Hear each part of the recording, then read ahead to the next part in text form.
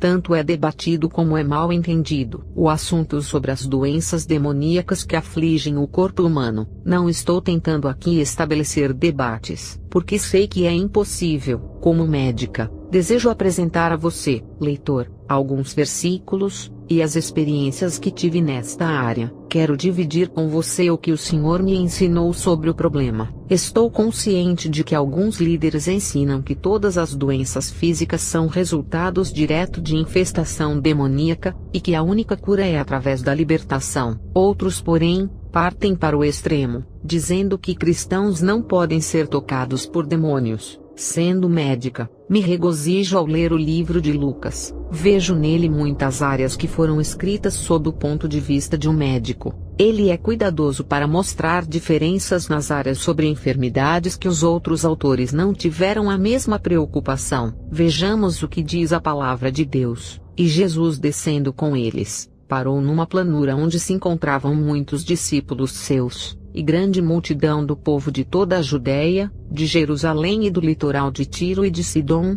que vieram para ouvi-lo e ser curados de suas enfermidades. Também os atormentados por espíritos imundos eram curados. Lucas 6, 17 a 18. Verifique que aqui é feita uma distinção clara de doenças que foram curadas, e de outras que também foram curadas, como resultado da saída de demônios. Naquela mesma hora, curou Jesus a muitos de moléstias e flagelos, e de espíritos malignos, e deu vista a muitos cegos. Lucas 7:21. Novamente neste versículo, podemos ver a mesma distinção sendo feita. Lucas mostra nestes dois relatos, que algumas doenças são puramente físicas, e outras são causadas por demônios. Quando se ia aproximando, o demônio o atirou no chão e o convulsionou, mas Jesus repreendeu o espírito imundo, curou o menino e o entregou a seu pai. Lucas 9:42. Deixando ele a sinagoga, foi para a casa de Simão. Ora,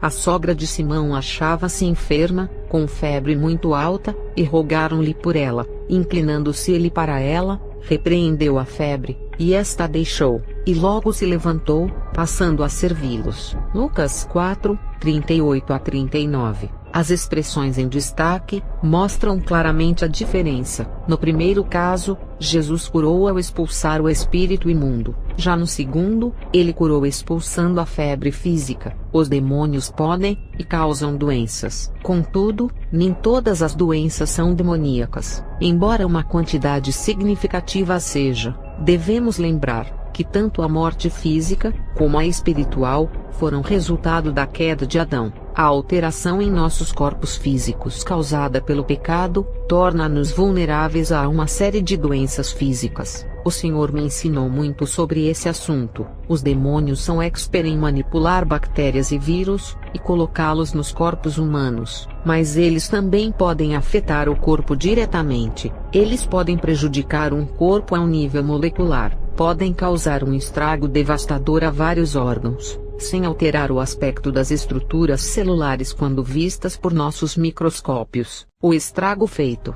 exige tratamento com remédios e nutrição, e etc. Porém, os médicos só podem saber o que está errado com o paciente, e que medidas deverão ser tomadas, apenas pela revelação do Senhor. Pouquíssimos são os médicos cristãos que se dispõem a depender completamente do Senhor. Eu não estou alegando que o tratamento de um determinado paciente seja feito sem os testes apropriados para se designar a doença. Mesmo assim, qualquer médico, admita ou não, presencia casos em que todos os diagnósticos não dão a resposta para o que está errado com o doente. Nestes casos, se torna responsabilidade do médico a orientação do Senhor, através da oração e do jejum. Uma das mais notáveis experiências que presenciei neste tipo de estrago demoníaco, foi um caso que aconteceu perto do fim do meu treinamento. Na época, eu era responsável pelo CTI. Bob, um homem de 35 anos, deu entrada na unidade, vindo de um hospital de uma cidade das redondezas onde estivera hospitalizado por uma semana. Ele adoecera de repente,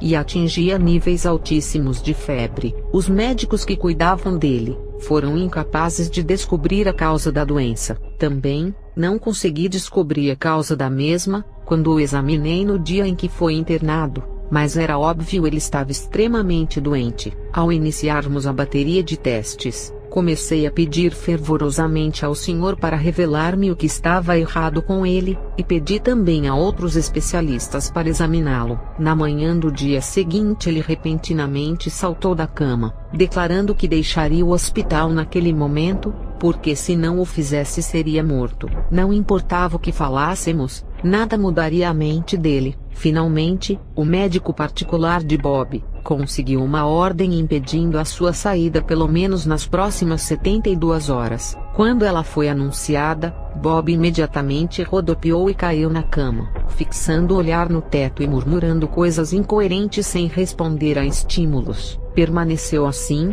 nos 2 dias que se seguiram, enquanto sua condição física deteriorava. Finalmente, no 3º dia de manhã, enquanto me preparava para o trabalho, o Senhor me falou que Bob, na realidade era um sacerdote superior de uma cidade próxima, e a doença dele era causada pela disciplina satânica. No entanto, ele queria sair do hospital porque estava sendo atacado por David, um sacerdote superior local que era médico no hospital. 2 sacerdotes superiores jamais ficam no mesmo território, a não ser por mútuo consentimento. Se assim não for, entram numa batalha até a morte. Bob sabia disso, e nas condições em que estava, não teria chances contra David. O pai me disse para ir e amarrar os demônios que estavam atando e confundindo a mente de Bob, e também dizer que sabia quem era e o que estava acontecendo, e que compartilhasse o evangelho com ele. Esperando ardentemente ter ouvido corretamente a voz do Senhor,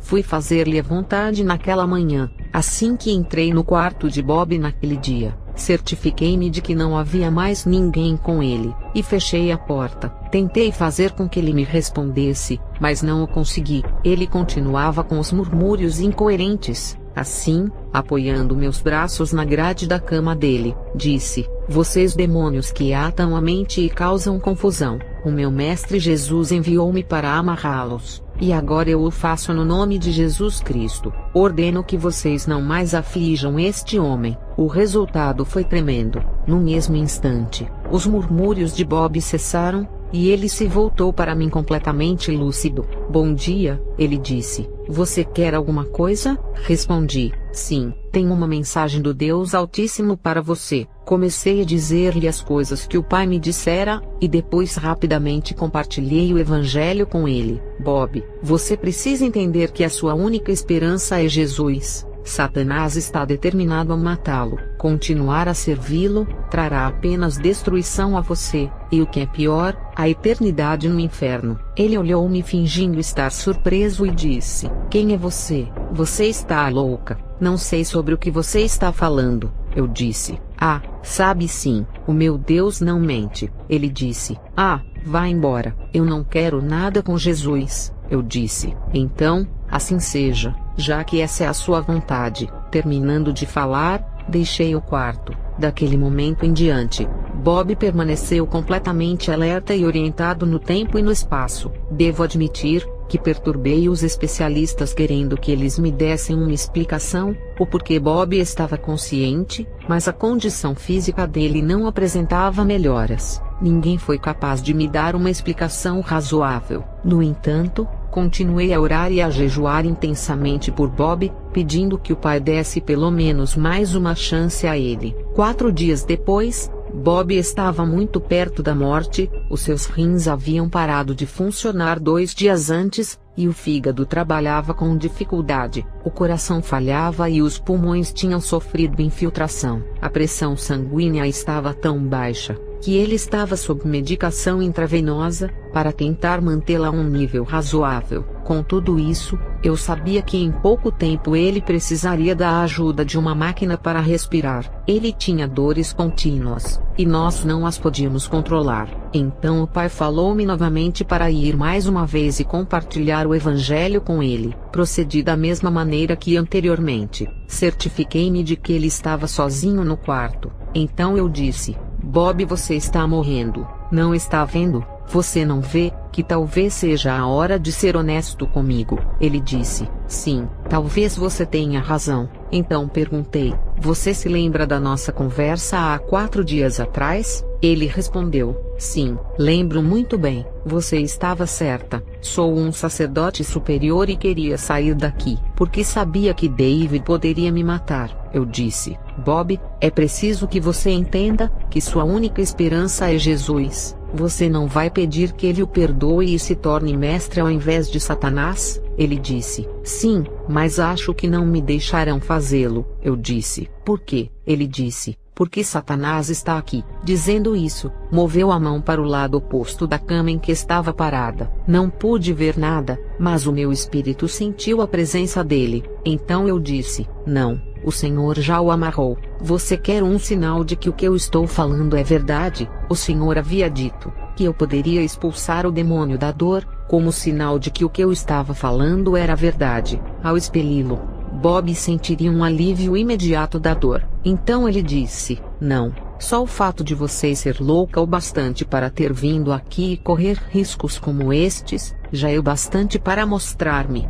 Assim, com lágrimas rolando pela face, ele tomou minha mão, e com voz tremulante, pediu a Jesus para perdoá-lo e tornar-se o seu mestre. Depois virou para o outro lado da cama, e dirigindo-se diretamente a Satanás, disse-lhe que não mais o serviria, independentemente do que acontecesse. Sob a direção do Senhor, eu expulsei os demônios responsáveis pela febre, dores, paralisação dos rins, e etc. As dores cessaram imediatamente, e pela primeira vez em muitos dias, ele já não as sentia. Passadas as 2 horas, ele não mais precisou de remédios para a pressão. Saiu do CTI dentro de 2 dias, e em menos de 2 semanas, ele recebeu alta completamente curado. Os especialistas atribuíram a causa da doença a um vírus. É o diagnóstico usado com frequência, quando não se sabe realmente a causa de uma determinada moléstia. Várias vezes, fico pensando nos inúmeros pacientes que morreram de enfermidades devastadoras, sem que as mesmas fossem realmente diagnosticadas. Normalmente, casos assim são atribuídos a vírus. Os médicos cristãos deveriam seriamente, com muita oração e jejum, buscar orientação e a revelação em tais casos. O capítulo 5 de Tiago nunca é levado a sério, nem pelas igrejas, e nem pelos médicos. Frequentemente, a única maneira de curar as feridas e doenças demoníacas é pela oração da fé e pela unção com óleo. Uma outra maneira comum dos demônios afligirem os corpos das pessoas é através da dor. Ela pode variar na intensidade, mas normalmente é devastadora, e a causa não é encontrada pela medicina. Toda vez que examino um paciente que experimenta muita dor, e eu não consigo descobrir a causa, imediatamente começo a buscar de Deus a revelação, e normalmente descubro que a fonte é demoníaca. Sempre que os satanistas lutam entre si, usando os poderes da feitiçaria, o perdedor quase sempre termina na sala de emergência de algum hospital com dores agudas, e a causa não é descoberta. Os demônios nem sempre infligem danos físicos, ao mesmo tempo que causam dores. Também não precisam estar dentro do corpo para causá-las. Os cristãos também podem ser afligidos com este tipo de dor, e normalmente não sabem que o problema é demoníaco, ou de onde os demônios estão vindo. Eles são enviados pelas bruxas, e em geral afligem a pessoa do lado de fora do corpo. Isso acontece, especialmente com aqueles que são verdadeiramente nascidos de novo. Da mesma forma, os espíritos humanos podem prejudicar uma pessoa quando a porta do ódio está aberta. Presenciei casos em que o dano causado a uma determinada pessoa era resultado do ódio direcionado a ela. Nestes casos, basta uma simples unção com óleo e oração, pedindo ao Senhor para guardar a pessoa do ódio enviado a ela. Quando tudo mais falha, esta atitude tem se mostrado bastante efetiva. Um bom exemplo é o caso de um jovem de 30 e poucos anos, a quem chamarei de John. Ele deu entrada na sala de emergência uma noite, reclamando de dores agudas no peito. Parecia um caso típico de infarto. Internei-o, e iniciei inúmeros testes, que demonstraram estar tudo normal. 2 semanas depois de receber alta, ele voltou ao meu consultório à tardinha, agonizando com a mesma dor. Assim, suspeitei que ele fosse um satanista que estava perdendo uma batalha. No momento, ainda não recebera uma revelação clara do Senhor. Após terminado todos os testes possíveis no hospital em que trabalhava, mandei-o para uma cidade mais próxima para ser avaliado pelos cardiologistas da mesma. Internaram-no em um hospital local, e realizaram mais testes. Fizeram também o que é chamado de cateterismo, onde um catéter é introduzido nas artérias do coração para verificar se o fluxo sanguíneo está sendo bloqueado, e mesmo assim, tudo estava normal. Depois desta completa avaliação, Dion retornou para me ver. Estava por demais desencorajado, porque ainda sentia dores frequentes no peito. Com a orientação do Senhor,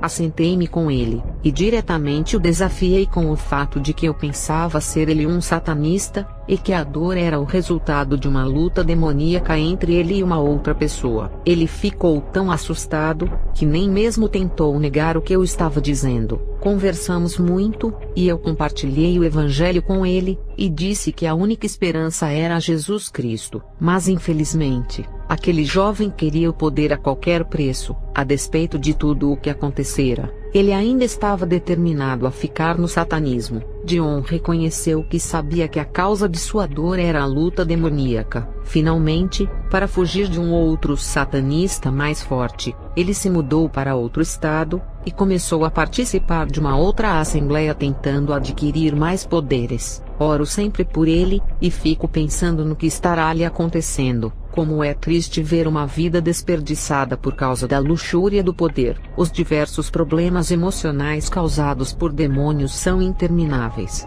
Contudo, novamente aqui, não podemos responsabilizá-los por todas as desordens emocionais. Estive em contato com muitos cristãos que foram grandemente prejudicados, quando outros disseram que a origem de seus problemas é demoníaca, quando na verdade, os mesmos estavam sofrendo uma reação natural de estresse em suas vidas. Nunca devemos esquecer que somos seres humanos. Não é o fato de sermos cristãos que nos torna super seres não suscetíveis à fraqueza e às reações do estresse. Penso que devemos discutir aqui sobre um dos problemas que mais aflige a raça humana, a depressão. Muito é escrito sobre ela na Bíblia. Porque estás abatida, ó minha alma, porque te perturbas dentro em mim. Espera em Deus, pois ainda o louvarei, a Ele, meu auxílio e Deus meu. Sinto abatida dentro em mim a minha alma. Lembro-me portanto de ti, nas terras do Jordão, e nos montes do Hermon, e no outeiro de Mizar. Salmos 42, 5-6. Tanto nos Salmos como em outros livros, há inúmeras referências sobre a depressão. Esta é uma batalha real,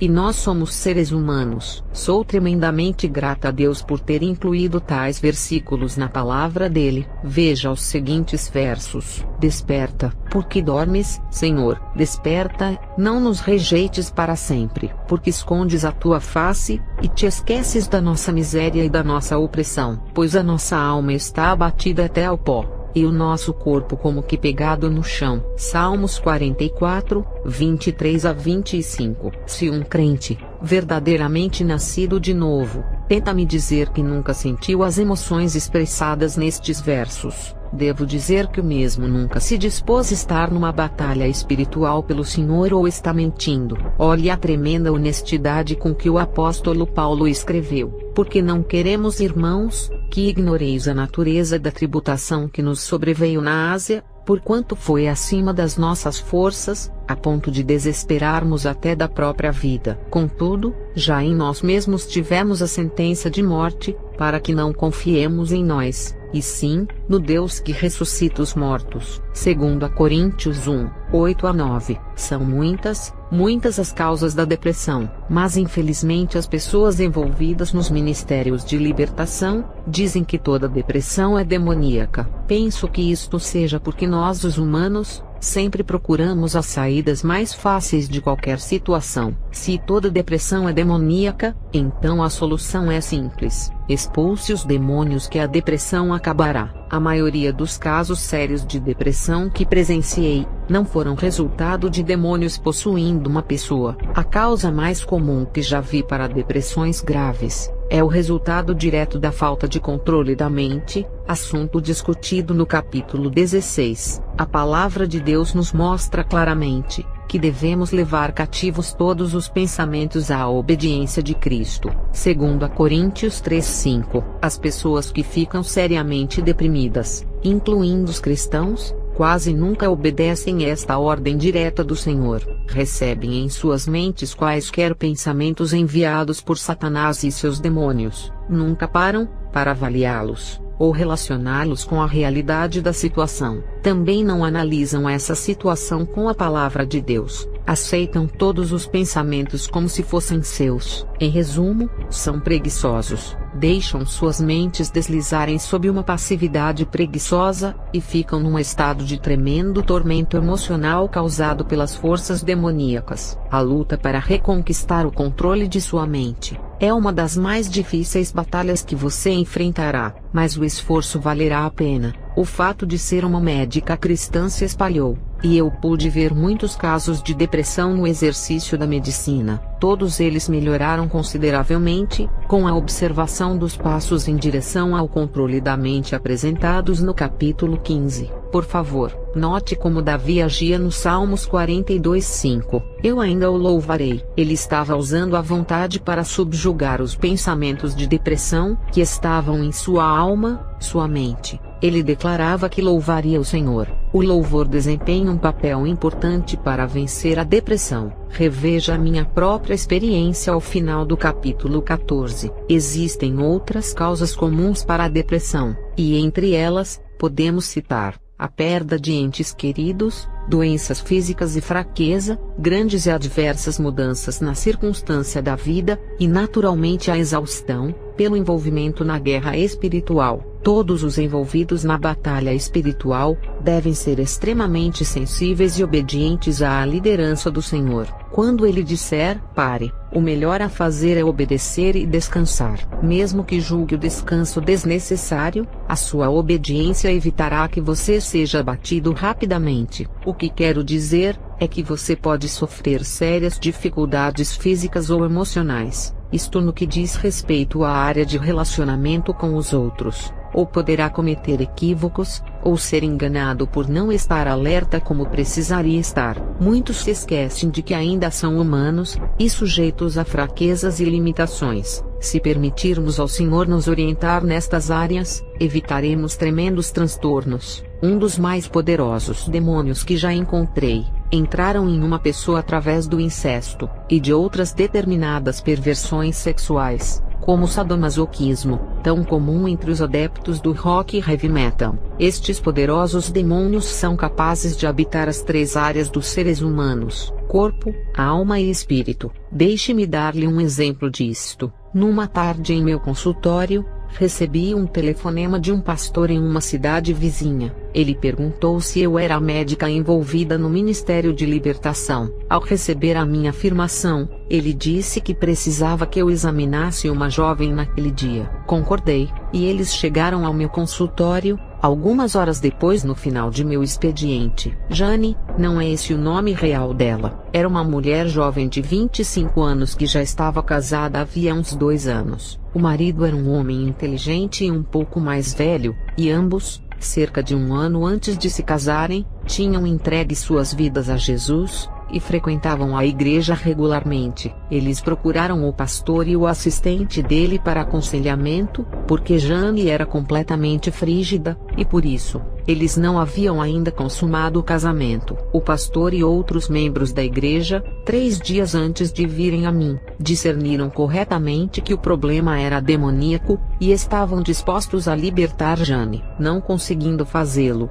Jane, como consequência nas 48 horas anteriores, havia perdido todo o controle do corpo. Ela balbuciava constantemente coisas sem nexo, e não era capaz de controlar as funções físicas como comer e beber. Não sabia nem mesmo o que era, ou onde estava. Eles estavam apavorados, porque o marido dela recebera um telefonema dos pais de Jane. Eles eram dominadores, e disseram que chegariam no dia seguinte para levar a filha com eles e interná-la em um hospital psiquiátrico, que era o lugar dela. Ser colocada em um lugar daqueles, Era a última coisa que ela precisava no momento. O tratamento à base de drogas fortes e a provável terapia do eletrochoque causariam apenas mais danos. Que situação! As implicações legais eram tremendas, e o meu sincero desejo era pedir-lhes para desistirem. Entretanto, fiquei profundamente impressionada de ver o compromisso daquele marido de permanecer por mais de 2 anos em um casamento não consumado. Pude notar também que ele estava desesperado. Assim, disse-lhes que precisava de 20 minutos para consultar a vontade de Deus e ver o que poderia ser feito. Subi as escadas e caí de joelhos diante do Pai, buscando sinceramente a vontade do Senhor na oração. Quase que imediatamente, ele me deu paz completa e disse que estava disposto a libertar Jane. O Senhor revelou-me que ela estava possessa por um dos mais poderosos demônios que habitam as 3 áreas na vida humana. As pessoas que tentaram libertá-la não haviam constatado isso, e assim não foram felizes na tentativa. O que tinham feito era agitar o demônio, e este por sua vez estava tentando matá-la, antes que pudesse ser expulso. O Senhor abriu-me os olhos espirituais, permitindo que eu visse o que estava acontecendo, tanto no cérebro como no corpo de Jane. Era como se o cérebro dela estivesse rasgado por enormes garras que tentavam despedaçá-lo. Outras áreas em seu corpo estavam nas mesmas condições. O Senhor instruiu-me a ungir Jane com óleo, colocar minhas mãos sobre sua cabeça, e orar até que ela fosse liberta. Disse também que eu deveria, neste caso particular, proibir que os outros colocassem as mãos sobre ela. Voltei ao consultório e expliquei aos outros as características do demônio e por que eles não foram capazes de expeli-lo. Depois procedi como o Senhor me ordenara. Assentei-me no braço da poltrona em que Jane estava e coloquei as mãos sobre sua cabeça. Imediatamente, a batalha estava iniciada. Em primeiro lugar, precisei ganhar controle sobre um demônio menos poderoso que estava balbuciando através dos lábios de Jane, e não a deixava descansar. Assim que ele saiu, ela ficou quieta. Contudo, ainda estava completamente confusa. Muitos outros demônios queriam impedir, tentando tirá-la do alcance de minhas mãos, mas rapidamente foram expulsos. O último deles manifestou-se aos berros dizendo: "Você pensa que é esperta demais, não é? Mas nunca conseguirá expulsar Yurazua. Ele é forte demais, e está aqui há bastante tempo." "Como Yurazua entrou?" perguntei rapidamente. O demônio riu e respondeu, de um modo estupidamente fácil: "Ele entrou enquanto o pai de Jane fez sexo com ela quando era pequena." O Senhor, no entanto, já me revelara que aquela era a porta aberta em que aquele poderoso demônio entrara. É muito difundido entre os profissionais da saúde que os abusos sexuais na infância são uma das causas mais comuns de frigidez feminina. E isso é verdade, especialmente no que diz respeito ao incesto. Na escola de medicina, nos ensinaram nos cursos de psiquiatria que a percentagem de mulheres que foram bem-sucedidas com a ajuda psiquiátrica é terrivelmente baixo. Depois de 20 minutos ou mais, o pastor e os outros membros saíram dizendo que não tinham mais tempo a perder. Confesso que fiquei mais aliviada. Foi uma experiência memorável para mim. Enquanto assentada, e com as mãos na cabeça de Jane, pude sentir ao orar e louvar o Senhor, o poder que fluía sobre mim, e passava pelos meus braços e mãos. Fiquei tão quente, especialmente nos braços e mãos, que me senti desconfortável. Jane chegou a reclamar que minhas mãos estavam quentes demais, e que elas chegaram a queimar-lhe a cabeça. Era como se ela estivesse com queimaduras de 1º grau no couro cabeludo. Tudo isso desapareceu depois de 1 hora ou mais. A batalha terminara, e eu havia ficado naquela posição por mais de 2 horas. Como sempre, o Senhor fora fiel, e o último demônio saíra gritando todo tipo de maldições. Imediatamente depois da saída dele, uma grande mudança se fez notar em Jane. Ela ficou completamente alerta e orientada. O marido dela ficou na dúvida sobre a libertação, porque ela em alguns intervalos ainda estava um pouco confusa. Expliquei-lhe que o prejuízo causado à mente dela ainda levaria um pouco de tempo para ficar totalmente sarado. Assim, nos dias que se seguiram, Fiz muitos testes tanto para tranquilizá-los, e também para ter a certeza de que não me esquecera de nada. A cada dia, eu via uma grande melhora nas condições de Jane. Todos os testes deram resultado normal, do jeito que eu esperava. A completa recuperação se deu dentro de um mês. A última vez em que vi aquele casal, foi 3 meses depois da libertação de Jane. Estavam muito felizes, e o marido dela jubilante. Disseram-me que estavam mantendo relações sexuais normais, e que ela estava grávida do primeiro filho. Não sei como agradecer ao Senhor pela tremenda obra na vida daquele jovem casal. O vasto reino de Satanás está além da nossa compreensão. Devemos estar diariamente na inteira dependência do Senhor, para recebermos sabedoria e orientação. As pessoas são diferentes, e os ataques de Satanás são diferentes também. Não somos espertos o bastante para desmascará-lo. Oro continuamente para que o Senhor dê-nos sabedoria, porque esta batalha é real, e se não estivermos em plena comunhão com o nosso capitão, poderemos causar grandes feridas naqueles em que estamos tentando ajudar. O caso de Jane me fez lembrar de um ponto que é triste dizer, mas muitas pessoas que ministram libertação tendem a esquecer. É dito que Isaías 42 tem melhor descrição profética sobre Jesus. Eis aqui o meu servo, a quem sustenho, o meu escolhido, em quem a minha alma se compraz, pus sobre ele o meu espírito, e ele promulgará o direito para os gentios. Não clamará, nem gritará, nem fará ouvir a sua voz na praça. Não esmagará a cana quebrada, nem apagará a torcida que fumega. Em verdade promulgará o direito, não desanimará,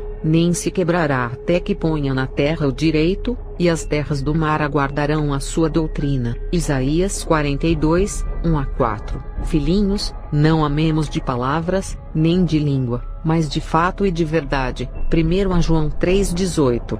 Vi muitas pessoas que não foram libertas, ou quando muito, de modo parcial, e isto pela falta de amor daqueles que ministram a libertação. Até que ponto você ama a pessoa que está tentando libertar? Você a ama o suficiente para ficar assentado horas a fio, e trabalhar pacientemente em mais de uma sessão para que a mesma fique totalmente liberta? Seria capaz de levá-la para sua própria casa se assim for necessário, para continuar a batalha? Você a ama o bastante para levá-la a um lugar particular, com o objetivo de evitar o constrangimento para a mesma? Vocês homens, amam a ponto de abrir mão do orgulho, e sair de uma sala quando é o momento de lidar com demônios ligados à área sexual em uma mulher, e deixar com que elas cuidem do caso? Ou o seu orgulho impede que você ouça o pedido do Senhor? Jesus não esmagaria a cana quebrada. O amor sempre protege. Por que não pensar a respeito, e procurar de todo modo possível, proteger uma pessoa de todos os constrangimentos que envolvem um trabalho de libertação, a saída de demônios poderosos, assim como a libertação de uma pessoa profundamente envolvida no satanismo, não é algo que possa ser feito em 5 ou 10 minutos no altar em frente de toda a igreja, ou em frente às câmeras de uma TV. Nosso Deus é um Deus de amor e compaixão. Se você não tem o amor e a compaixão por todas as pessoas que lida, então você não é o mais indicado para um ministério de libertação. Se está por demais ocupado para gastar tempo com indivíduos, então não deveria estar neste ministério. Estes mesmos princípios se aplicam à área da cura, seja de doença demoníaca ou física. Tiago 5 e Marcos 16 não marcam tempo ou limite. Estes sinais hão de acompanhar aqueles que creem. Em meu nome, expelirão demônios, falarão novas línguas, pegarão em serpentes, e se alguma coisa mortífera beberem, não lhes fará mal. Se impuserem as mãos sobre enfermos, eles ficarão curados. Marcos 16, 17-18. Está alguém entre vós doente? Chame os presbíteros da igreja, e estes façam oração sobre ele, ungindo com óleo, em nome do Senhor. E a oração da fé salvará o enfermo, e o Senhor o levantará. E se houver cometido pecados, ser-lhe-ão perdoados. Tiago 5, 14-15. Porque nós estamos sempre com pressa, porque normalmente pensamos que Deus trabalha na pressa. Não nos mostra a Bíblia de capa a capa, que Deus nunca se apressa. Vou falar claramente porque estamos sempre com pressa. Somos egoístas. A última coisa que queremos perder é o nosso tempo. Não são inúmeras as pessoas que vão ao altar em fé e pedem aos anciões oração, e não são curados. Ficaríamos estarrecidos se soubéssemos a porcentagem. Contudo, a baixa consideração do mundo pela Igreja deveria dar-nos uma indicação. No livro de Atos, descobrimos que a consideração do mundo pela Igreja era bastante diferente do que é agora, e sobreveio grande temor a toda a Igreja e a todos quantos ouviram a notícia destes acontecimentos. Muitos sinais e prodígios eram feitos entre o povo, pelas mãos dos apóstolos, e costumavam todos reunir-se, de comum acordo, no pórtico de Salomão. Mas, dos restantes, ninguém ousava juntar-se a eles, porém o povo lhes tributava grande admiração, e crescia mais e mais a multidão de crentes, tanto homens como mulheres, agregados ao Senhor. Atos 5, 11 a 14. Estão vocês anciões dispostos pelo amor, passar 30 minutos, 1 ou 2 horas em oração, a fim de que uma pessoa possa ser curada? Deus é tão poderoso que Ele pode curar instantaneamente, e em algumas vezes, Ele o faz, mas devido ao seu grande amor e compaixão, Ele não age com frequência dessa maneira, porque isto causaria uma tremenda reorganização celular em pouco tempo. Quantas pessoas não são curadas, porque os anciões são extremamente egoístas para passarem mais tempo em oração por elas, enquanto o Senhor trabalha? E Jesus repreendeu o demônio, e este saiu do menino, e, desde aquela hora, ficou o menino curado. Então os discípulos, aproximando-se de Jesus, perguntaram em particular, por que motivo não podemos nós expulsá-lo? Mas esta casta de demônios não se expele senão por meio de oração e jejum. Mateus 17, 18, 19 e 21. Não é preciso amor e tempo para a oração e jejum? Deus não escolhe curar ou libertar da mesma maneira em todas as vezes. Se Ele o fizesse, logo não dependeríamos mais dele, e sim do método. Se somos egoístas no que concerne sobre o tempo, então não seremos capazes de discernir a orientação do Senhor nesta área. O trabalho de Deus deve ser feito no tempo dele, e não no nosso. Há um outro tópico no que se refere à cura, que pouquíssimos estão dispostos a discutir. Porventura não é este o jejum que escolhi, que soltes as ligaduras da impiedade, desfaças as ataduras da servidão, deixes livres os oprimidos e despedaces todo o jugo? Porventura, não é também que repartas o teu pão com o faminto, e recolhas em casa os pobres desabrigados? E se vires o nu, o cubras, e não te escondas do teu semelhante? Então, romperá a tua luz como a alva, a tua cura brotará sem detença, a tua justiça irá adiante de ti, e a glória do Senhor será a tua retaguarda. Isaías 58, 6 a 8. Levai as cargas uns dos outros, e assim cumprireis a lei de Cristo. Gálatas 6:2. À luz destes versículos e de outros, estou absolutamente convencida de que a razão de haver pouquíssimos milagres na igreja de hoje é a recusa egoísta do povo de Deus em levar as cargas uns dos outros. O meu mandamento é este, que vos ameis uns aos outros, assim como eu vos amei.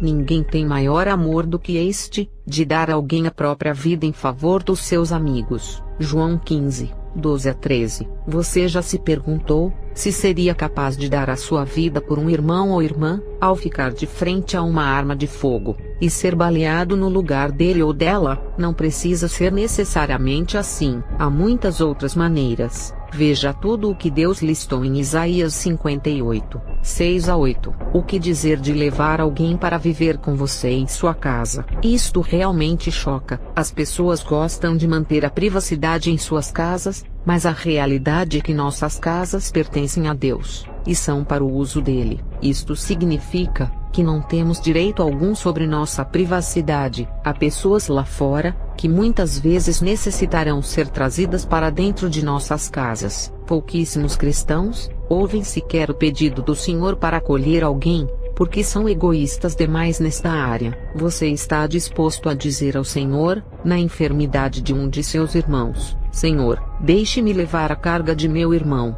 Deixe-me literalmente ter um pouco da fraqueza ou da dor, para que ele possa sarar mais rapidamente. Sim, oramos pela cura, e Deus cura. Sim, expulsamos Satanás e ele se vai. Mas estamos dispostos a levar as cargas uns dos outros? Vocês estão entendendo, queridos? Penso que esta seja a maneira de abrirmos mão de nossas vidas pelos outros. Também penso que ao agirmos assim, Deus libertará através de muitas curas milagrosas. Em Isaías 58, ele diz que quando procedemos dessa maneira, a cura brotará sem detença. Verso 8. Certamente que Deus tem todo o poder nos céus e na terra. Em todos os casos, Ele tem o poder de curar e levantar os mortos. Porém, digo firmemente que em muitos deles, Deus deixa de agir livremente, devido à nossa indisposição egoísta de compartilhar as cargas uns dos outros. E assim cumprimos a lei de Cristo. Gálatas 6:2. Não muito tempo atrás, um irmão em Cristo com quem trabalhava diariamente machucou a coluna. O dano foi tão grave, que o médico dele recomendara repouso absoluto. Sabia que ele era grandemente requisitado no trabalho, e assim orei pela cura, e disse ao Senhor que se fosse da vontade dele, eu estava disposta a compartilhar do ferimento na coluna do meu irmão. Depois, envolvida nas atividades do dia, esqueci completamente da oração. Naquele dia mais tarde, quando levantei da cadeira, na pressa de sempre, retraí-me surpresa. Minha coluna doía tanto que mal eu conseguia me mover. Imediatamente perguntei ao Senhor o que estava acontecendo, e ele rapidamente me lembrou da oração que eu fizera naquela manhã. Ele estava permitindo que eu compartilhasse do sofrimento do meu irmão. Naquela noite, o irmão chegou ao trabalho regozijando-se porque podia firmar-se sobre os pés, embora ainda sentisse dores. Para o espanto de seu médico, o Senhor o curou completamente nos 5 dias que se seguiram. Deixe-me dizer que nenhuma só vez eu me esqueci de orar pelo meu irmão naqueles 5 dias. Todas as vezes em que tentava fazer qualquer movimento, eu me lembrava de orar pela dor que estava compartilhando. Quando o Senhor curou o meu irmão, eu também fiquei completamente curada. Este é um exemplo prático do que estou falando. Sei, através do meu próprio treinamento médico, que a cura pode ser um processo doloroso. Acredito que o Senhor possa retardar o processo da cura, devido à dor que o mesmo acarreta. Se estivermos dispostos a compartilhar, a cura poderá acontecer muito mais rapidamente. A guerra é real, e as feridas também. Devemos estar dispostos a ajudar uns aos outros. Quando alguém estiver falando, ou passando pelo processo de libertação, deixe que um outro assentado lá atrás diga: Senhor, deixe-me levar a carga do meu irmão. Quero dar a você mais um exemplo. Acolhi em minha casa uma jovem e bela mulher com quem conversei longamente. Ela se envolvera na bruxaria, mas ficou completamente liberta. Ela tem o que chamo de um coração delicado. É uma pessoa amável e gentil. Por causa do envolvimento dela na feitiçaria, Satanás irá persegui-la o resto da sua vida. É o que acontece a todos os que se comprometeram profundamente com ele. Esta jovem mulher estava sendo terrivelmente bombardeada, e ela não é forte fisicamente. Ela é forte no Senhor, mas na personalidade é uma pessoa delicada, e tem um imenso amor no coração pelos outros. Algumas pessoas são por natureza mais lutadoras do que outras. Deus tem uma série de ministérios. Esta jovem mulher não é por natureza uma lutadora, mas mesmo assim, está gastando todo o tempo e a energia ao se posicionar contra os ataques demoníacos. Ela foi criada para ministrar gentileza e amor, e não lutar como uma guerreira. Fiquei bastante transtornada após minha conversa com ela. O meu coração ficou partido, e eu cheguei diante de Deus com lágrimas e perguntei: Pai, por que pessoas com um coração desses? É coisa rara. O amor dela é necessário entre o teu povo, porque ela precisa gastar tempo e energia guerreando. A resposta de Deus foi: porque o meu povo não está disposto a levar a carga dela. Se as pessoas na igreja dela estivessem dispostas a compartilhar a sua carga, ela estaria livre para ministrar a gentileza e o amor, e não precisaria ficar lutando o tempo todo. Aqueles que Deus levantara com personalidade e força, estariam lutando por ela, e em troca, ela estaria ministrando com os dons recebidos de Deus, e tudo seria uma grande bênção para todos. Assim, Satanás não a atacaria tão duramente, porque descobriria que seus ataques seriam inúteis. Não quero dizer com isso que ela não tem o poder de Cristo para resistir os ataques. Na verdade, ela o tem, mas precisamos compartilhar. Esta é uma guerra de estragos, que possamos levar as cargas uns dos outros. Isto significa ser parte do corpo de Cristo. É o que isso significa. Quero falar agora diretamente com aqueles que estão envolvidos no ocultismo, exemplo, satanismo, e que ao lerem este livro, desejam sair. O que eu tenho para dizer a vocês soará desagradável, mas é puramente a verdade baseada na palavra de Deus. Não há um jeito fácil de sair. Jesus não é a estrada do escape fácil. Ele tem todo o poder e autoridade sobre Satanás e seus demônios. No entanto, vocês escolheram servir a Satanás, e ele não desiste facilmente de seus servos. Isto é um fato. Será necessário que vocês lutem para se libertarem. A única esperança é lutar com o poder e autoridade de Jesus Cristo. Porém, esta batalha é real. Deixar envolvimentos com o ocultismo é tudo ou nada. Vocês não podem sair parcialmente ou gradativamente. Terão de sair de uma vez por todas. Se tentarem voltar, provavelmente serão mortos, e nunca terão outra chance de sair. Isto é um assunto sério. É impossível, pois, que aqueles que uma vez foram iluminados, e provaram o dom celestial e se tornaram participantes do Espírito Santo, e provaram a boa palavra de Deus e os poderes do mundo vindouro, e caíram, sim, é impossível outra vez renová-los para arrependimento, visto que de novo, estão crucificando para si mesmos o Filho de Deus e expondo-o à ignomínia. Hebreus 6, 4-6. Uma vez que você prove do poder, da bondade e salvação de Jesus Cristo, se voltar ao ocultismo nunca será capaz de se arrepender novamente, e passará a eternidade no mais agonizante tormento no inferno. Respondeu-lhe Jesus: Eu sou o caminho, a verdade, e a vida, ninguém vem ao Pai, senão por mim. João 14:6. Só há um caminho que leva a Deus o Pai, e o liberta do reino de Satanás. Esse caminho é Jesus. Se quiser ficar livre da escravidão do diabo, o único jeito é fazer de Jesus o seu Senhor, Salvador e Mestre absoluto. Você não pode servir a Jesus e a Satanás ao mesmo tempo. Assim, se não estiver servindo a Jesus, está servindo a Satanás. Mas se quiser ficar livre, tudo o que tem a fazer é pedir em voz alta a Jesus para perdoá-lo, lavar todos os seus pecados com o precioso sangue que foi derramado por ele na cruz, e pedi-lo para tomar completamente o controle de sua vida. Os demônios ao redor de você e dentro de você farão tudo para impedi-lo de tomar esta atitude. No entanto, se você quiser, não poderão detê-lo. Aparte-se da injustiça do diabo, todo aquele que professa o nome do Senhor. Segundo a Timóteo 2,19, parte B, você deve fazer um rompimento total e completo com todas as obras de Satanás. Estou ciente de que isto será a coisa mais difícil de se fazer, já que quase tudo o que você tem foi dado por Satanás. Deverá desistir de todos os seus poderes de bruxaria, e nisto se inclui a capacidade de comunicação com o mundo espiritual. Peça ao Senhor para tirá-la de você, a ponto de que, se você se rebelar e quiser usá-la novamente, não o consiga. Deve pedir que o Senhor faça também uma separação entre o seu espírito e sua alma, para que possa perder completamente e para sempre a capacidade de comunicar-se com Satanás e seus demônios, e também que você não consiga usar seu corpo espiritual, já que não mais poderá usar seus poderes de bruxaria para proteger a si mesmo, porque a palavra de Deus é viva e eficaz, e mais cortante do que qualquer espada de dois gumes, e penetra até ao ponto de dividir alma e espírito, juntas e medulas, e apta para discernir os pensamentos e propósitos do coração. E não há criatura que não seja manifesta na sua presença. Pelo contrário, todas as coisas estão descobertas e patentes aos olhos daquele a quem temos de prestar contas. Hebreus 4, 12 e 13. Você não pode esconder nada de Deus, por isso, deve romper com tudo o que for mal. Se estiver morando com outros envolvidos no satanismo, por exemplo, em uma comunidade,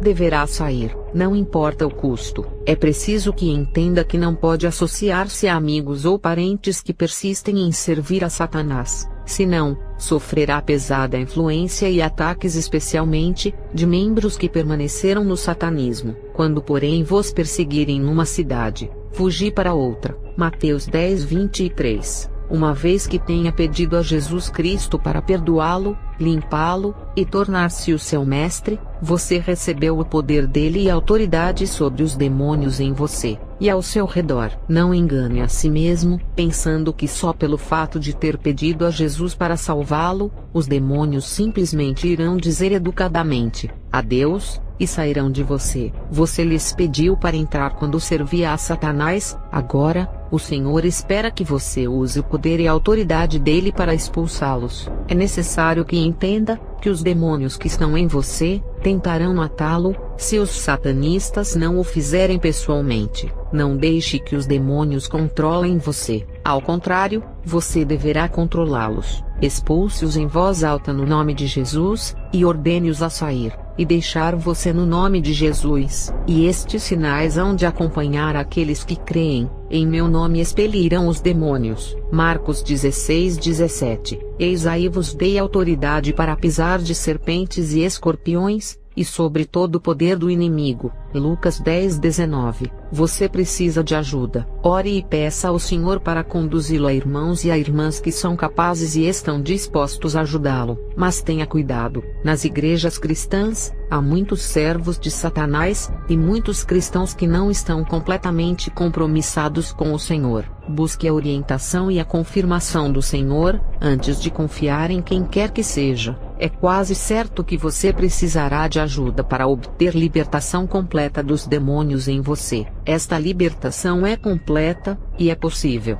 Não permita que outros digam o contrário a você. Procure a libertação completa o mais rápido possível. Se você procurar com seriedade ao Senhor, Ele irá ouvi-lo e ajudá-lo. Você deve ler e aprender a palavra de Deus. A obediência a Ele é uma necessidade absoluta. Se me amais, disse Jesus, guardareis os meus mandamentos. João 14:15. Se guardardes os meus mandamentos, permanecereis no meu amor, assim como também eu tenho guardado os mandamentos de meu Pai, e no seu amor permaneço. João 15:10. Nem todo o que me diz, Senhor, Senhor, entrará no reino dos céus, mas aquele que faz a vontade de meu Pai, que está nos céus. Mateus 7:21. A melhor proteção contra os ataques de Satanás é a obediência instantânea às ordens de Deus, não apenas as que são encontradas na Bíblia, mas também as que forem dadas a você diretamente pelo Espírito Santo. É preciso que entenda que você é basicamente uma pessoa rebelde,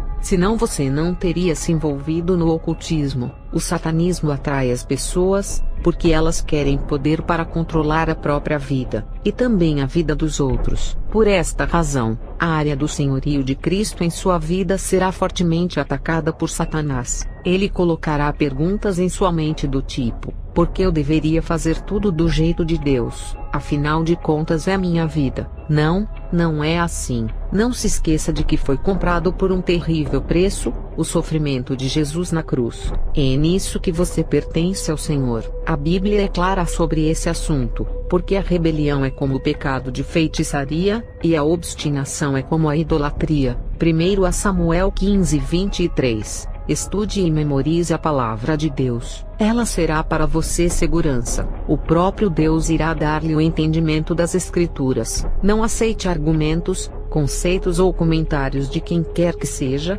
sem antes compará-los à Bíblia, e também sem antes obter confirmação do Senhor, provavelmente experimentará uma mudança radical nas circunstâncias de sua vida, principalmente no que diz respeito às finanças. Não se esqueça de que tudo o que tem recebeu de Satanás, e ele tem o direito legal de tomá-lo de você. Deus é tão justo com Satanás como é conosco. Entretanto, seja corajoso. As riquezas que Deus dará a você valerão muito mais do que qualquer outra coisa que Satanás tenha lhe oferecido. Não acumuleis para vós outros tesouros sobre a terra, onde a traça e a ferrugem corroem, e onde os ladrões escavam e roubam, mas ajuntai para vós outros tesouros no céu, onde traça nem ferrugem corrói, e onde ladrões não escavam nem roubam, porque onde está o teu tesouro, aí estará também o teu coração. Mateus 6, 19 a 21. O verdadeiro tesouro que alguém pode ter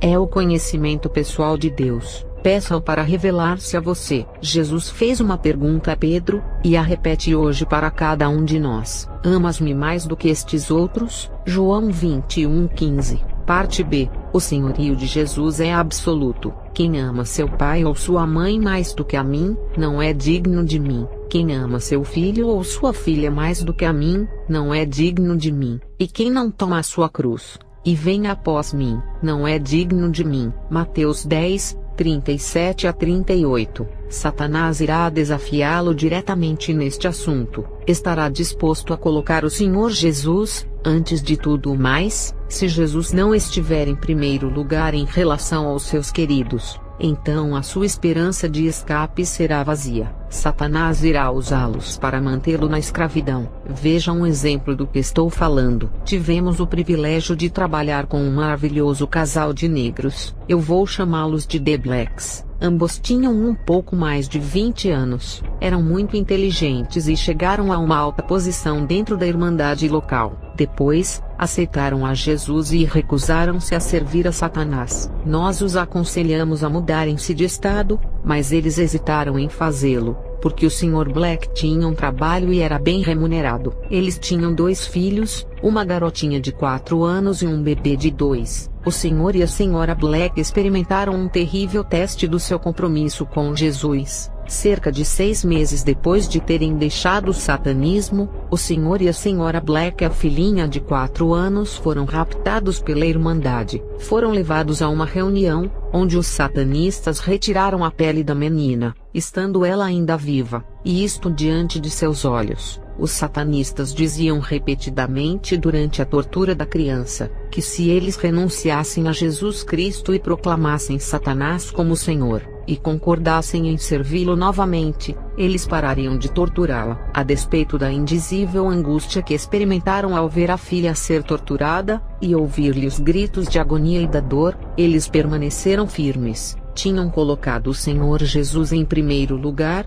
e não iriam negá-lo. Finalmente a criança morreu, e eles foram soltos. Uma semana depois, o bebê, um menino, ficou violentamente doente. Foi hospitalizado e cuidado pelos especialistas do local. Nada adiantou. Ele morreu em 48 horas. Os médicos nunca descobriram o que estava de errado com ele. Ficou óbvio que tinha sido morto pela feitiçaria. Novamente, o Sr. e a Sra. Black ficaram firmes em Jesus. Pouco depois das 2 tragédias, eles se mudaram do estado. Ocasionalmente nos comunicávamos, e 2 anos depois, o casal Black tiveram gêmeos. Nasceram um menino e uma menina, e o Sr. Black estava estudando para se tornar um pastor. Você pode estar pensando, como pode ser isto? Porque o Senhor não protegeu seus filhos, uma vez que eles se tornaram cristãos. Isto não é um jogo. Uma vez que você faça uma entrega completa a Jesus, tudo passa a ser dele. Esteja certo de que Satanás irá pedir ao Senhor tudo o que você entregou a ele,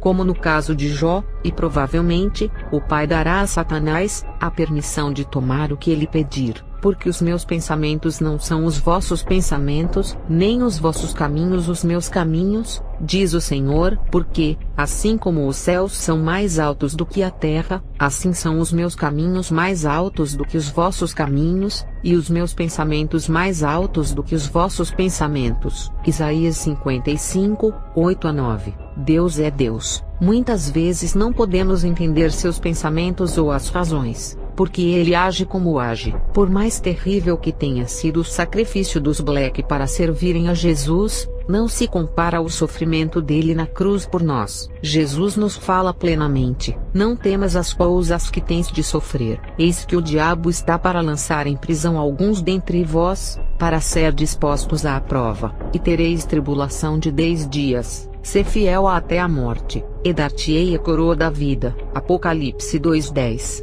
Não temais os que matam o corpo e não podem matar a alma, temei antes aquele que pode fazer perecer no inferno tanto a alma como o corpo. Mateus 10:28. Deixe-me esclarecer algo: esta batalha é real e mortal. Estou consciente de que muitos firmemente irão discordar de mim, e enfaticamente recusarão aceitar o que vou dizer. Porém, devo falar o que o meu Mestre Jesus me ordenou, independentemente das opiniões. Qualquer cristão que entre na verdadeira batalha espiritual, e aqueles que antes de servirem a Jesus serviram a Satanás, devem esperar perseguição, sofrimento e feridas resultantes do combate, e provavelmente, você não receberá alívio ou cura imediata. Ora, todos quantos querem viver piedosamente em Cristo Jesus serão perseguidos. Segundo a Timóteo 5:12. Até que grau você está disposto a sofrer pelo Senhor? Estou falando de sofrimento físico,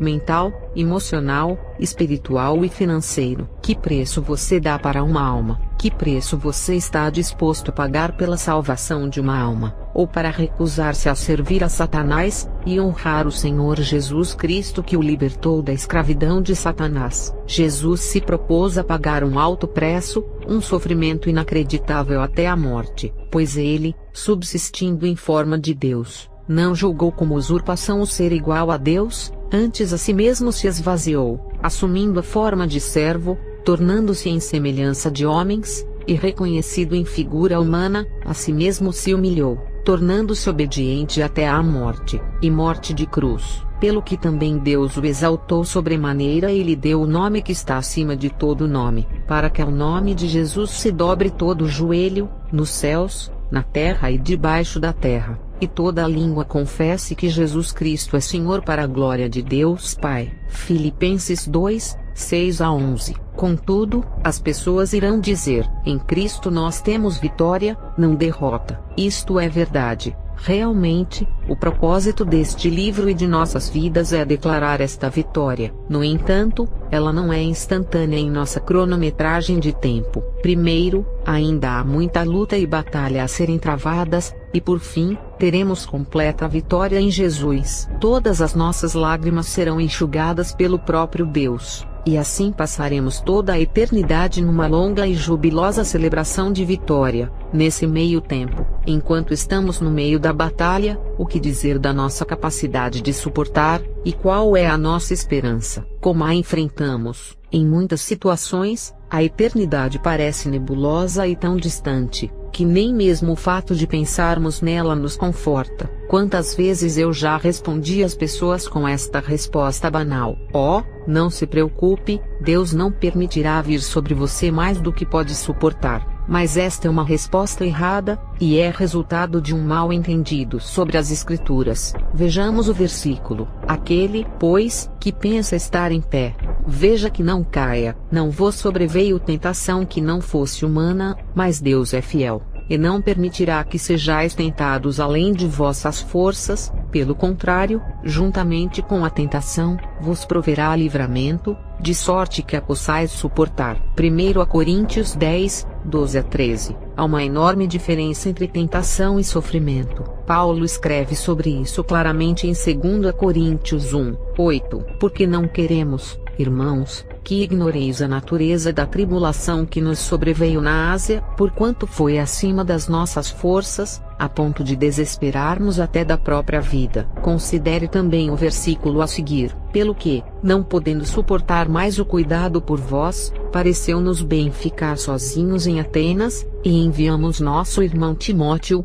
ministro de Deus no Evangelho de Cristo, para, em benefício da vossa fé, confirmar-vos e exortar-vos, a fim de que ninguém se inquiete com estas tribulações, porque vós mesmos sabeis que estamos designados para isto, pois, quando ainda estávamos convosco, predissemos que íamos ser afligidos, o que de fato aconteceu, e é do vosso conhecimento. 1 Tessalonicenses 3, 1-4. Então, qual é a ajuda, esperança ou resposta? Falo de experiência própria, tendo estado mais de 3 anos em meio a sofrimentos e pressões que vão além da minha capacidade para suportar, e não tendo vislumbre algum de alívio, sei sem sombra de dúvida que herdarei a coroa da vida, e terei grande alegria por toda a eternidade, mas com toda a honestidade, isto não alivia as feridas do meu coração no momento. Ainda não tenho uma resposta definitiva. Tudo o que posso dizer é que firmemente os meus pés estão sobre a rocha Jesus Cristo,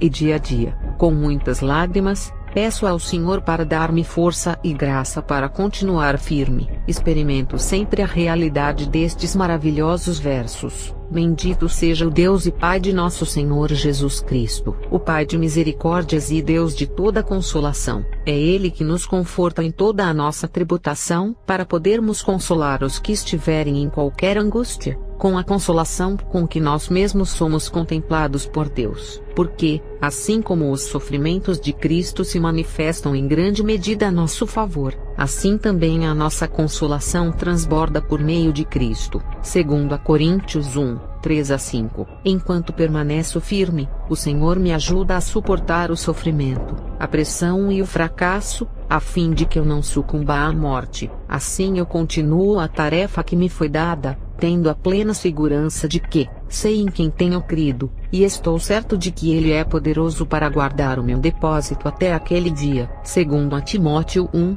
12. Parte B. Com frequência, enfrentaremos situações em que depois de fazermos tudo o que nos for possível, as circunstâncias ainda continuarão desesperadoras. Aí, será preciso que nos lembremos do sábio conselho de Paulo. Portanto, tomai toda a armadura de Deus, para que possais resistir no dia mau, e, depois de terdes vencido tudo, permanecer inabaláveis. Efésios 6:13. Ficarmos firmes, entregarmos nossas propriedades a Jesus Cristo e esperarmos nele, será uma das coisas mais difíceis a fazer. Mas fiquemos firmes, meus irmãos e irmãs em Cristo. Estejamos firmes sabendo que, se ando em meio à tribulação, tu me refazes a vida, estendes a mão contra a ira dos meus inimigos, a tua destra me salva. O que a mim me concerne, o propósito dele para conosco, o Senhor levará a bom termo. A tua misericórdia, ó Senhor, dura para sempre. Salmos 138,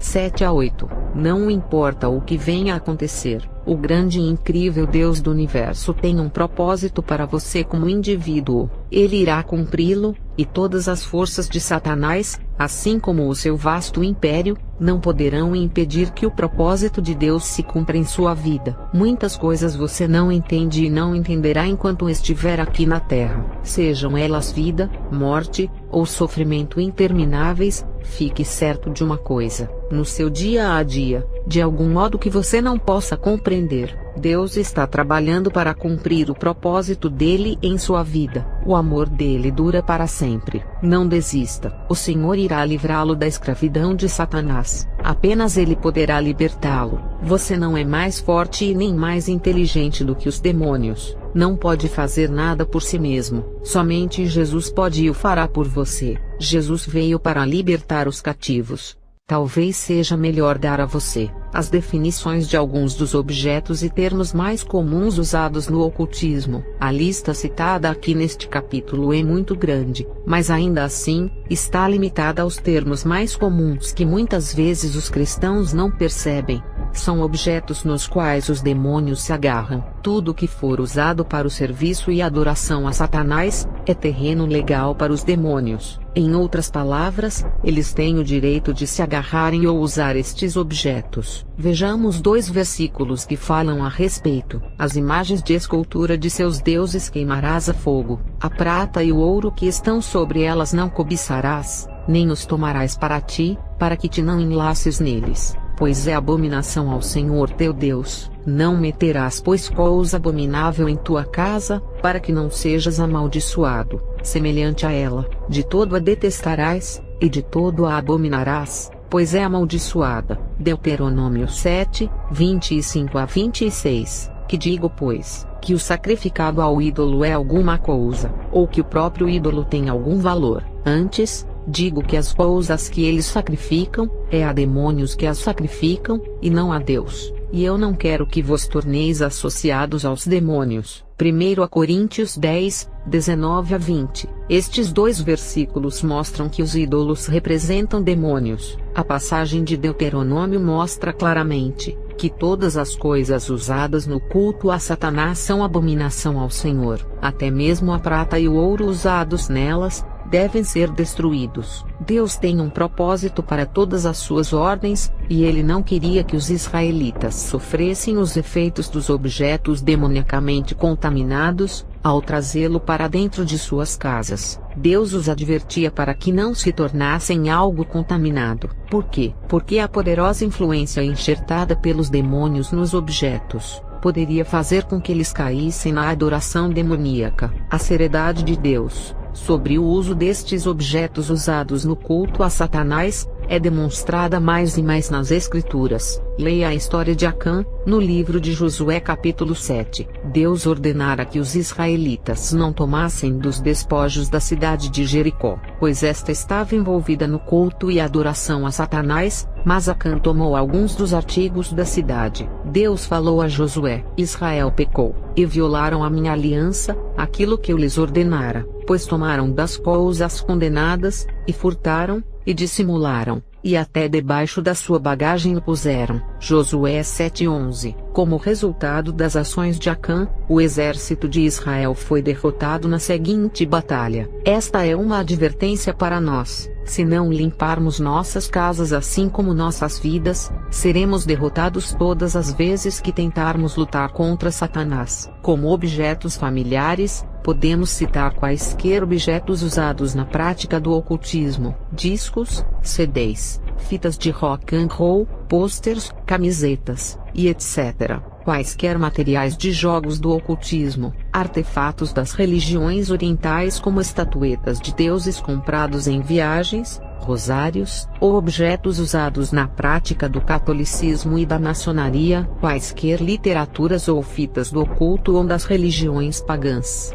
e muitos outros. A lista é quase que interminável. Todos estes materiais devem ser destruídos. No Novo Testamento, em Atos, os moradores de Éfeso nos dão um excelente exemplo. Chegou este fato ao conhecimento de todos, assim judeus como gregos, habitantes de Éfeso, veio temor sobre todos eles, e o nome do Senhor Jesus era engrandecido. Muitos dos que creram vieram confessando e denunciando publicamente as suas próprias obras. Também muitos dos que haviam praticado artes mágicas, reunindo seus livros, os queimaram diante de todos. Calculados os seus preços, achou-se que montavam a 50.000 denários. Atos 19, 17 a 19. Há um outro tipo de objeto familiar em questão. Os servos de Satanás podem invocar os demônios, e uni-los aos chamados objetos do oculto. Depois, presenteiam as pessoas com estes objetos, e assim, introduzem os demônios nas casas das mesmas sem o consentimento delas. O propósito destes objetos é causar através da influência demoníaca, coisas como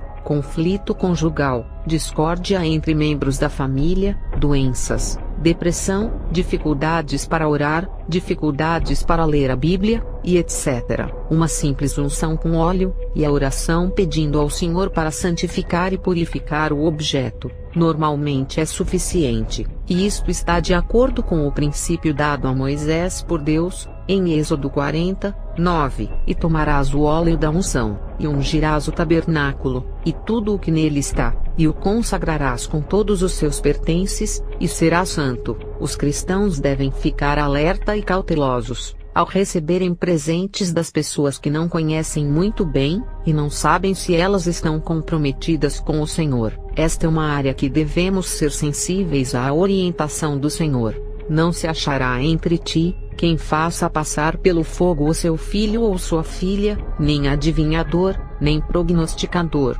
nem agoureiro, nem feiticeiro, nem encantador, nem necromante, nem mágico, nem quem consulte os mortos. Deuteronômio 18, 10-11. Um espírito familiar é um demônio com quem uma bruxa desenvolve uma comunicação íntima. Estes demônios são usados de diversas maneiras, e atualmente, um espírito familiar é usado primeiramente com o propósito de espionagem para conseguir informações. A propósito, o termo whites familiar, íntimo da bruxa, é frequentemente usado para se referir a algum animal. Assim, o demônio é enviado para o animal, e a bruxa, através da comunicação com o demônio, pode tanto controlar o animal, como ver e ouvir o que ele ouve e vê. Da mesma maneira, ela pode também projetar-se espiritualmente para o animal, e assim controlá-lo para uso próprio. As pessoas no ocultismo sempre estão em contato com animais, gatos ou pássaros,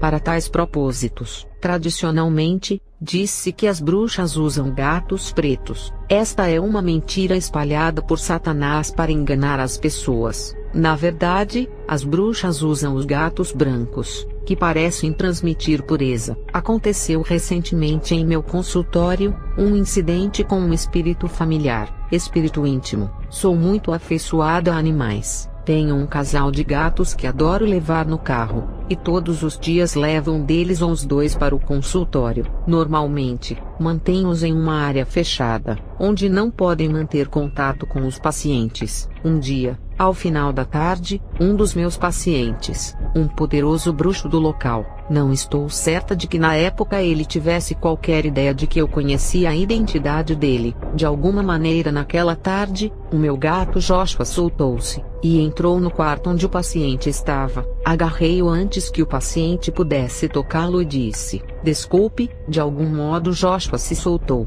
"Espero que você não se importe com os gatos." Ele disse: "Não, em absoluto. De fato, temos nossos próprios gatos que amamos muito." Enquanto carregava Joshua para fora do quarto, o senhor me revelou que já era muito tarde. O paciente fora bem-sucedido em colocar um espírito familiar, demônio, dentro do meu gato, e isso levou apenas um segundo. Depois que todos os pacientes se foram, fiquei conversando com dois amigos em meu consultório. A mudança em Joshua foi notável. Normalmente, ele era um gato extremamente calmo e quieto. No entanto, enquanto estávamos assentados conversando, ele passava continuamente na nossa frente, olhava-nos enquanto conversávamos. Expliquei aos outros o que estava acontecendo. O paciente estava usando os olhos e os ouvidos do gato para monitorar a conversa. Peguei Joshua no colo, e olhando diretamente em seus olhos disse: "Agora me ouça, Jimmy." Esse era o nome do paciente. "Satanás, seu mestre é um mentiroso. Ele não é mais forte do que Jesus. Jesus Cristo é Deus. Ele morreu na cruz por nós. Morreu por você e por mim. Ele é o único que você deveria servir, e não a Satanás. Agora, vou provar que o que estou dizendo é verdade. Vamos expulsar seu espírito familiar deste animal, com o poder do nome de Jesus Cristo. Se Satanás for forte como diz que é, não seríamos capazes de fazer isso." Então peguei o óleo, e ungi a Joshua. Oramos juntos pedindo ao Senhor que expulsasse o demônio. Novamente, a mudança foi imediata. O brilho feroz de seus olhos desapareceu, e ele parou de rosnar. Depois, com um enorme bocejo, ele se deitou e adormeceu. Se você tiver animais de estimação, fique sempre alerta para a possibilidade de que os mesmos possam ser invadidos por espíritos familiares. Contudo, por favor, compartilhe o evangelho antes de expulsar o demônio. Às vezes não saberá se está lidando com um espírito humano, ou com um demônio, mas se proceder assim, possivelmente estará evangelizando o satanista envolvido. Diante de tudo isso, diariamente oramos pela proteção de nossos animais. Os animais são facilmente purificados porque não têm pecado. Entretanto, Satanás não tem propriedade legal sobre eles, da mesma maneira que o tem sobre os humanos, mas mesmo assim, são afetados pela maldição do pecado. As Escrituras mostram isto claramente, porque sabemos que toda a criação, a um só tempo, geme e suporta angústias até agora. Romanos 8:22. No fim, Toda a criação, incluindo os animais, serão feitos novas através de Jesus Cristo, ao ser removida a maldição do pecado, porque aprove a Deus que nele residisse toda a plenitude, e que, havendo feito a paz pelo sangue da sua cruz, por meio dele, reconciliasse consigo mesmo todas as coisas, quer sobre a terra, quer nos céus. Colossenses 1, 19-20. Nos dias antigos, o termo espírito familiar parecia referir-se a uma bruxa simplesmente consultando um demônio. Um exemplo interessante pode ser achado em 1 Samuel 28. Saul chegara ao fim de sua carreira. A rebelião de Saul chegou ao ponto de fazê-lo procurar uma mulher que consultava espíritos familiares, a fim de saber como terminaria a batalha no dia seguinte. O que é realmente interessante nesta história é o fato de que Saul pediu à mulher para usar os demônios dela, com o propósito de invocar o espírito morto do profeta Samuel. É claro que a mulher não hesitou em fazê-lo, esperando que seus demônios se manifestassem disfarçados de Samuel. São mentiras. Todas as sessões espíritas em que supostamente pode-se fazer contato com os mortos, estas bruxas não podem realmente entrar em contato com os mortos. Este versículo mostra que elas usam demônios que se disfarçam com uma pessoa morta. Satanás pode matar uma pessoa fisicamente, mas não pode controlar-lhe o espírito ou a alma depois de morta. Jesus disse: "Digo-vos, pois, amigos meus, não temais os que matam o corpo e, depois disso, nada mais podem fazer. Eu, porém, vos mostrarei a quem deveis temer. Temei aquele que depois de matar, tem poder para lançar no inferno. Sim, digo-vos, a esse deveis temer." Lucas 12, 4-5. O temor do Senhor é o princípio da sabedoria. Provérbios 9:10. Nosso Senhor diz claramente que não devemos temer a morte física que Satanás pode trazer. Pelo contrário, devemos temer a Deus, que é poderoso para lançar tanto a alma como o espírito no inferno depois da morte. Acredito que estes versos, assim como muitos outros, mostram claramente que Satanás e seus demônios não exercem controle sobre as almas ou espíritos das pessoas quando estas morrem. Um outro versículo concernente a este assunto é encontrado em Apocalipse 1, 18. "E aquele que vive, estive morto, mas eis que estou vivo pelos séculos dos séculos, e tenho as chaves da morte e do inferno." Tudo isto serve para o mesmo propósito, isto é, invocar demônios para realizarem uma determinada tarefa. Frequentemente, os encantamentos são na forma de uma poesia, são inúmeros, e passados de uma geração a outra, e usualmente, são citados em voz alta. Lembre-se, os demônios não podem ler a mente humana, porém, muitas vezes são falados no mundo espiritual pelo espírito de uma bruxa, e isto não é audível com os ouvidos físicos. A expressão colocar um encantamento ou maldição em alguém refere-se à atitude de invocar um determinado demônio, e assim enviá-lo a uma outra pessoa para causar-lhe danos ou influência. Todos os encantamentos, palavras mágicas, e etc., são acompanhadas por demônios, até mesmo as que são chamadas de boas, como aquelas que estimulam o amor em uma pessoa, e etc. Um outro termo muito conhecido em outros países é o bewitch, que quer dizer enfeitiçado, que significa a condição de uma pessoa sob a influência ou controle de demônios enviados por uma bruxa. As bruxas mais poderosas não precisam usar longos e complexos encantamentos, elas simplesmente se comunicam diretamente com os demônios no mundo espiritual, ou usam seus guias espirituais. Um guia espiritual é normalmente um demônio poderoso que, a pedido de uma bruxa, vem e mora dentro dela, com a finalidade de dar-lhe todo tipo de habilidades e poderes, aumentando a capacidade de comunicação da mesma com o mundo espiritual. Mancham era o guia espiritual de Elaine, ele governava tudo na vida dela, e deu-lhe todas as habilidades detalhadas nos primeiros capítulos deste livro. Estes três termos se referem à mesma coisa, e designam objetos que na maioria das vezes, são usados ou dependurados nas portas das casas, Supõe-se que trazem proteção e dinheiro ao proprietário. Dizem que os talismãs trazem boa sorte. Os amuletos e fetiches são frequentemente usados para proteger uma pessoa de seu inimigo. Proteger de uma outra bruxa, por exemplo. Nestes casos, algo do inimigo, normalmente o cabelo, é incorporado ao amuleto, ou ao fetiche. Podem variar grandemente na composição, mas em todos a fome do poder é a mesma. Demônios. O Senhor não tem tais objetos. O poder dos cristãos é apenas através de nosso Senhor Jesus Cristo, e sua obra completa na cruz. Qualquer cristão que aceite, ou use essas coisas, está diretamente usando demônios. É impressionante como muitos cristãos usam crucifixos ou até mesmo a Bíblia como uma espécie de proteção, do mesmo modo que amuletos e fetiches. E isto contradiz plenamente com a palavra de Deus.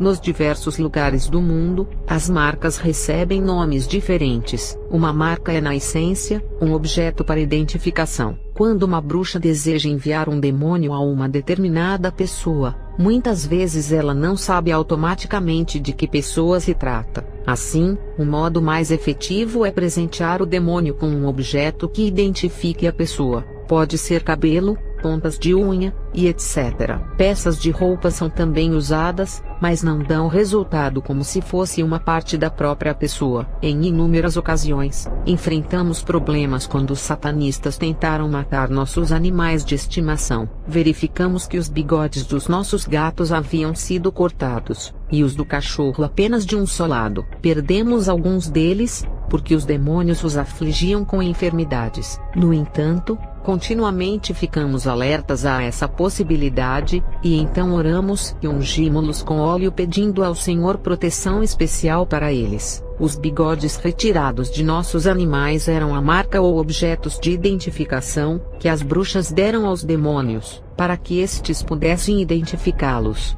Normalmente, possuem o formato do ônix, mas podem ser feitas de qualquer outro cristal ou pedra. A finalidade de uma hangstone é a comunicação. São usadas normalmente como se fossem joias. São utilizadas para encantamentos especiais acompanhadas do friccionar das mãos, e etc., com a finalidade de invocar demônios para a comunicação com uma outra pessoa. Geralmente o demônio faz a pedra encandecer-se para indicar sua presença. A bruxaria branca, mágicas, está cheia de referências às forças e poderes. Como exemplo, vejamos uma citação extraída de um livro na feitiçaria branca chamado Livro de Instrução para Rituais de Mágica, de Dick Stephens. Os trabalhos de mágica de acordo com as leis naturais, exploram e empregam estas forças, são meios de tornar-nos melhores, pessoas sábias, e é uma extensão de nossa consciência. O propósito último da mágica é fazer com que aquele que a pratica crie sua própria realidade, e você está para abrir a porta para este incrível poder que pode auxiliá-lo a fazer exatamente isto. Muitas outras descrições são usadas para este mesmo propósito, e ultimamente, toda a bruxaria branca parece unir a pessoa com as forças do universo. Naturalmente que estes autores sempre se negarão dizer que de fato, estas forças são demônios, e que a extensão de nossa consciência, ou a alteração do estado de nossa mente, são na verdade o estabelecimento da comunicação com o mundo espiritual. Mesmo ao leitor mais precavido, tudo pode parecer bom e inofensivo, mas fique atento, porque é bruxaria, e como tal, é abominação ao Senhor. Eu e Elaine oramos seriamente, para que o Senhor dos Senhores, Rei dos Reis, nosso amado Senhor Jesus Cristo possa abrir-lhe o entendimento espiritual para tudo o que tentamos dizer neste livro. Lembre-se disto, não importa o que acontecer a você na batalha como resultado de sua entrada na guerra espiritual, até mesmo o fato de chegar a desesperar-se da própria vida, você sempre estará no centro do amor e da proteção de Deus. O Salmos 116:15 nos assegura: preciosa é aos olhos do Senhor a morte de seus santos. O Pai guarda a sua vida com zelo. Para finalizar, desejamos oferecer este livro, com todo o amor possível dentro dos nossos corações, aquele a quem amamos acima de tudo, Deus o Pai, Deus o Filho, e Deus o Espírito Santo. A Ele, sejam dados todo o amor, glória, louvores e honras, e ações de graças para sempre e sempre. Amém. Por favor, venha logo, Senhor Jesus. Quero que o leitor entenda, de que não sou escritora profissional, e peço desculpas se em alguma parte deste livro não me fiz entender claramente. Decidi acrescentar ao livro esta nota, devido a numerosas perguntas que me foram feitas concernentes à luta que enfrentei com os demônios em Elaine. O Senhor sempre nos ordena honestidade completa. Preciso escrever tanto sobre minhas falhas, como sobre o meu sucesso. A batalha com os demônios em Elaine foi um treinamento para mim, sem constrangimentos. Admito que não sabia o que estava fazendo. Foi pela busca na palavra de Deus, e pela orientação direta do Espírito Santo que aprendi rapidamente. Uma coisa maravilhosa é que o Senhor honra os desejos dos nossos corações. Ele sabia que tanto eu como Elaine desejávamos servi-lo. Assim, não importando o quanto fôssemos incapazes, Jesus foi fiel. Não tenho mais as lutas que tive com os demônios em Elaine. Aprendi muito e continuo aprendendo. Passei por outras experiências que estão detalhadas em outros 2 livros que escrevi. São eles: Prepare-se para a Guerra, e Tornando-se um Escravo de Honra a Serviço do Mestre. Sim, sofri muito, e tenho lutado muito, mas este é um livro sobre vitória, e não derrota. Elaine e muitos outros foram libertos pelo poder de Jesus Cristo. Somos todos servos imperfeitos, mas Jesus Cristo é perfeito. Seu poder é perfeito e ilimitado. Ele é fiel a seus servos agora e para sempre.